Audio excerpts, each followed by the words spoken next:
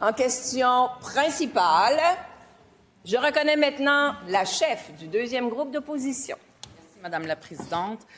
On savait déjà que la CAQ avait un préjugé défavorable en matière de transport en commun. Malheureusement, cette semaine, c'est les gens de Gatineau qui en ont subi les conséquences.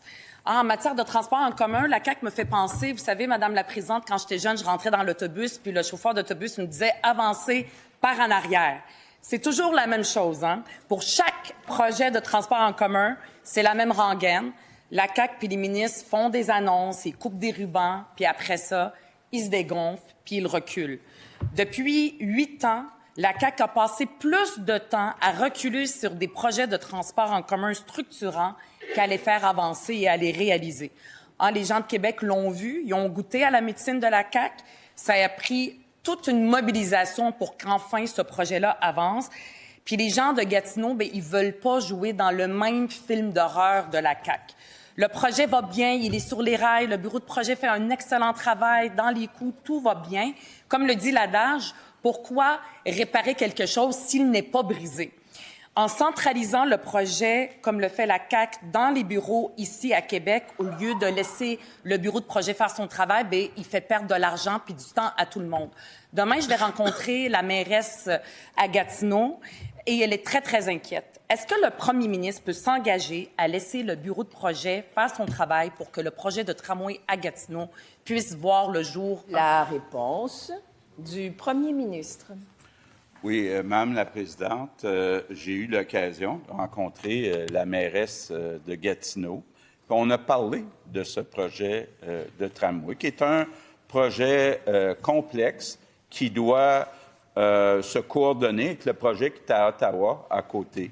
Et, Madame la Présidente, on souhaite que des experts, sur une courte période de 9 mois, puissent être capables de déposer un projet.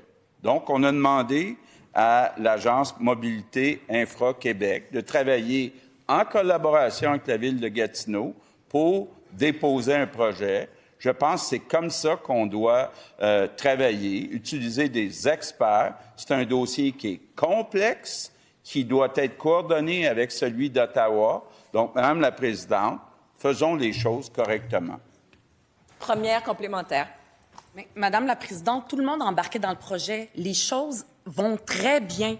Le tracé est fait de façon harmonieuse. Il s'intègre bien dans les quartiers parce que si l'expertise, elle est là-bas. Les villes, ils n'ont pas besoin de Québec de leur dire comment faire le projet. Tout allait bien, l'argent était là, on était dans les coûts. Pourquoi est-ce que le gouvernement décide de tout annuler puis faire une pause sur ce projet-là? Il n'avait pas besoin d'être réévalué, le projet. Il a besoin de pouvoir avancer. Est-ce que le premier ministre peut rassurer les gens de Gatineau puis permettre à ce projet-là de continuer? La réponse du premier ministre. Bien, Madame la Présidente, c'est un projet qui est important. C'est un projet qu'on supporte depuis longtemps.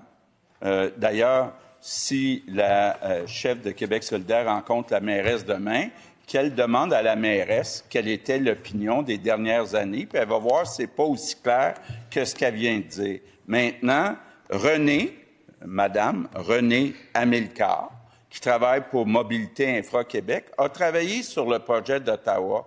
Donc, je pense qu'avec son équipe, c'est la meilleure personne pour être capable de dessiner un projet qui est complexe, qui est important pour nous. Deuxième complémentaire. Il n'y avait pas de problème. Il y a une quarantaine d'employés qui font un excellent travail. Le bureau faisait son travail, puis tout était dans les coups, puis allait bien. Pourquoi est-ce que le gouvernement décide, le gouvernement qui nous dit que c'est un gouvernement des régions, décide de centraliser le projet, de le réévaluer avec quelques employés ici à Québec qui sont en train de travailler pour partout au Québec alors que tout se passait bien? L'expertise est sur le terrain. Pourquoi être paternaliste envers la ville de Gatineau? Pourquoi ne pas les laisser faire ce projet-là pour le bien commun, pour le mieux des gens de Gatineau? Réponse du premier ministre. Oui, Madame la Présidente, je demande à la chef de Québec solidaire de discuter avec la mairesse de l'expertise qu'il y avait au bureau et de comparer avec l'expertise de Renée Amilcar puis de l'équipe de Mobilité Infra Québec. Maintenant, je veux la rassurer Tout le travail qui avait été fait par le bureau de projet va être transféré à Mobilité Infra-Québec. On va travailler avec la ville de Gatineau pour déposer un projet qui est examiné par des experts. En question principale, je reconnais maintenant le député de Saint-Henri-Sainte-Anne. Madame la Présidente, pendant que les députés de Lévis et de Sanguinet déchirent leur parti sur la place publique quant au gouffre financier du projet mort-vivant du troisième lien, qui coûterait 11 milliards de dollars, bien, l'état de nos hôpitaux se dégrade à vue d'œil. Ça craque de partout, les toits nous tombent sur la tête, littéralement. Madame la Présidente, dégâts d'eau, panne d'électricité, rongeurs sur les étages, ascenseurs en panne et plus encore. Chaque jour, les unes s'accumulent. Hôpital général de Montréal, le Douglas, Pinel, l'hôpital de Saint-Jérôme, l'hôpital de Chicoutimi, Maisonneuve-Rosemont, Rimouski, et j'en passe. La gestion du dossier est catastrophique. Le déficit en maintien d'actifs dépasse maintenant les 2 milliards et la facture continue de grimper. Pendant ce temps, au gouvernement, on refuse de bouger. Hier encore, la CAQ a refusé de s'engager à prioriser le projet de Maisonneuve-Rosemont. Ma question, pourquoi le gouvernement refuse encore de prioriser la santé et la sécurité des patients du Québec? La réponse du ministre responsable des infrastructures. Merci, Madame la Présidente. Merci aux collègues. Peut-être que j'ai une prémisse dans sa question. Il n'y a pas de négligence au niveau des investissements et j'aurais une question pour lui dans un premier temps. Selon lui, combien ça prend de temps ou d'années pour qu'un bâtiment se dégrade? La réponse, elle est simple. Ça se fait sur des décennies. Donc, si on est là où on est aujourd'hui avec un déficit d'entretien, ce n'est pas une négligence sur les dernières années, c'est une négligence sur les dernières décennies. Des infrastructures qu'il cite, certaines ont été construites il y a plus de 100 ans. Dans d'autres cas, c'est des infrastructures qui ont plusieurs décennies.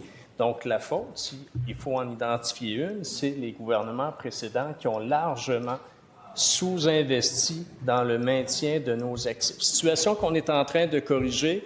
On l'a souvent mentionné, lorsqu'on a pris le pouvoir en 2018, le PQI était à 100 milliards, il est aujourd'hui à 164 milliards, c'est une progression de 64 et les 2/3 de ces sommes-là sont dédiées au maintien d'actifs. Donc, on corrige les erreurs du passé, mais les erreurs sont lourdes, elles sont grandes et elles ne peuvent pas se corriger du jour au lendemain. Première complémentaire. 8 ans, Madame la Présidente, 8 ans à gouverner le Québec. Là où on s'entend, c'est clair, c'est que eux et les autres partis précédents ont causé cette négligence-là. On va être d'accord là-dessus, mais ils en sont responsables également. Sur les 227 bâtiments vétustes, Montréal en compte la moitié. Pas étonnant, la CAQ a abandonné Montréal. Ça fait longtemps qu'on le savait. À l'hôpital général de Montréal, le pire au Québec, c'est 265 fuites d'eau depuis décembre 2024, des opérations cliniques suspendues, des lits de patients fermés, mais le gouvernement refuse encore de donner son feu. Réponse du ministre. Merci, Madame la Présidente. Je posais aux collègues une question. À la première question qu'il posait, je vais lui en poser une autre. Selon lui, quelle serait la bonne hauteur pour un PQI? On va en présenter un dans les prochaines semaines. J'aimerais avoir sa réponse. Est-ce qu'une augmentation de 64 c'est insuffisant? Si oui, quel serait le montant qu'il nous suggère? Et comment s'assurer qu'un montant plus élevé puisse correspondre à nos cibles budgétaires? Comment s'assurer que ça n'accentue pas davantage la pression sur nos finances publiques? Parce que si on accentue la pression sur nos finances publiques, on compromet aussi l'offre de services que l'on garantit, que l'on promet aux citoyens. Donc, poser une question, c'est bien. Avoir une réponse... Deuxième complémentaire. Et pour ce faire, je cède la parole à la députée de Verdun. On vous écoute. J'ai une recommandation pour le ministre. Commencez par épargner 15 000 $ sur le projet du troisième lien. C'est comme ça qu'on va sauver nos infrastructures. À Verdun, l'hôpital Douglas est rendu le deuxième le plus dégradé au Québec. Aucune surprise là, Madame la Présidente. On l'a tous vu, le plafond s'effondre, les chutes de Niagara en direct. Les patients ne souhaitent même pas y aller, tellement c'est rendu dégradé. La question est simple. C'est quand que la modernisation va débuter? Les patients attendent une réponse, plus d'excuses. La réponse du ministre des Finances. Oui, Madame la Présidente, mais on fait des efforts extrêmement importants.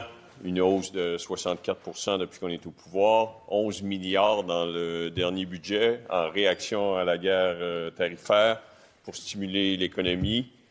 Et dans le prochain budget, bien, c'est certain qu'on considère augmenter les infrastructures parce que les besoins sont immenses, Madame la Présidente. Qui pourrait nous aider aussi? Bien, le gouvernement fédéral, qui n'a plus de programme en infrastructure depuis le 31 décembre 2023, qui s'est vanté dans son dernier budget qu'il allait augmenter les dépenses en capital, et nous leur demandons un transfert sans condition pour le transport en commun et les infrastructures. En question principale, je reconnais maintenant le député de Gouin. Il n'y a rien de plus beau qu'un enfant qui découvre la beauté et la magie de la culture pour la première fois dans sa vie. On le vit comme parents, et les profs du Québec le vivent à chaque fois qu'ils sortent leurs élèves dans une sortie dans un musée, dans un théâtre, dans n'importe quelle institution culturelle, au Salon du Livre, par exemple. C'est des vocations qui se créent, c'est des intérêts qui s'éveillent, c'est souvent des souvenirs pour la vie, et c'est à ça que ça sert les sorties culturelles. C'est là-dedans que la ministre de l'Éducation prévoit couper. La ministre de l'Éducation va quitter la vie politique dans quelques mois. Puis je ne mentionne pas ça pour la picosser, j'ai pris la même décision qu'elle, mais je lui pose quand même la question. Est-ce qu'elle souhaite que ce soit ça, son legs, être la ministre de l'Éducation qui aura affaibli l'accès à la culture pour les enfants du Québec? Peut-elle s'engager dès maintenant à protéger les budgets des sorties culturelles des enfants du Québec? La réponse de la ministre de l'Éducation.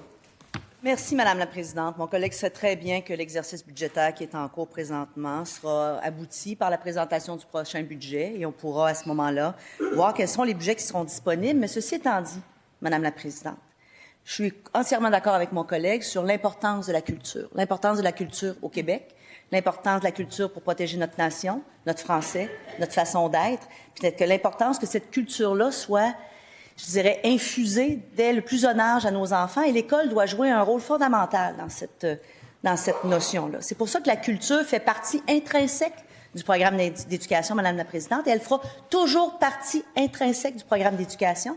D'ailleurs, le prochain programme de français qu'on va mettre en place, qui est déjà déployé dans 55 classes et qui sera déployé à l'automne 2027, parce qu'on va faire de la formation pour les enseignants pendant ce temps-là, on va bien les intégrer à ce programme de français-là, intègre cette notion de culture-là, dont la lecture de livres québécois, la présentation d'œuvres québécoises. Donc, cette culture-là, Madame la Présidente, je pense qu'il faut être conscient et très fier du fait qu'elle sera toujours un élément très intimement lié à l'éducation au Québec, parce que c'est important pour notre nation, Madame la Présidente. Première complémentaire. Je ne demande pas à la ministre de m'envoyer une capture d'écran du prochain budget à l'avance. Je lui demande de prendre une position de principe, comme ministre de l'Éducation, ne pas couper dans les sorties culturelles des enfants du Québec. Tout le monde le demande dans les écoles, tout le monde le demande dans le milieu de la culture. 17 000 personnes ont signé la pétition en même pas 2 semaines. Est-ce que la ministre peut s'engager? La réponse de la ministre. J'apprécie beaucoup ces échanges avec mon collègue de l'opposition, qui est extrêmement très habile avec les mots, mais ce qu'il me demande à toute fin pratique, c'est de lui envoyer une capture d'écran à l'avance, donc ce qu'on ne fera pas. Mais c'est important de réitérer, Madame la Présidente, parce qu'on le fait pour aucun budget, puis on le fait pour aucun poste budgétaire. Donc, ce qui est important de réitérer, par contre, Madame la Présidente, c'est que la culture fait partie de l'éducation. C'est important que dès leur plus jeune âge, nos enfants soient exposés à cette culture, particulièrement la culture québécoise, les livres, le théâtre. Tout ça est important, effectivement, et ça demeurera toujours important. La preuve, Madame la Présidente, c'est que c'est intimement maintenant lié au programme de français qu'on met en place dans nos écoles. Alors, cette culture-là demeurera toujours importante, Madame la Présidente. Deuxième complémentaire. Pas sorcier, Madame la Présidente. Si on n'a pas l'intention de poser un geste, on le dit. L'attitude détendue de la ministre contraste avec la panique qui sévit en ce moment dans le milieu culturel. Elle a juste à dire non, on ne coupera pas les sorties culturelles des enfants. Je vous donne juste un exemple. Les théâtres jeunesse, là, les sorties scolaires, c'est 75 % de leurs revenus. Fait que c'est bien beau aller parader à l'UNESCO pour parler de la souveraineté culturelle, mais pendant ce temps-là, laisser planer des coupures dans les sorties culturelles, c'est faire paniquer le monde. Est-ce que la ministre peut les rassurer? La réponse de la ministre. Présentement, moi, je suis à Québec, donc c'est à partir de Québec que je vais vous dire que l'éducation, ce qu'on me demande, et la raison pour laquelle on m'interpelle, c'est qu'on veut que l'éducation et la culture soient intimement liées. On veut que cette culture-là soit offerte à nos enfants à travers le système d'éducation. Et on le fait et on va continuer à le faire. Depuis 2019, on a investi plus de 112 millions de dollars, Madame la Présidente, en culture. Et on va continuer à faire en sorte que cette culture-là soit intimement liée au programme d'éducation. On veut que nos enseignants utilisent la musique, la littérature, le théâtre, le cinéma, les séries d'ici pour enseigner le français. Donc, c'est la plus grande preuve que l'éducation et la culture demeureront toujours liées pour nos enfants, Madame la Présidente.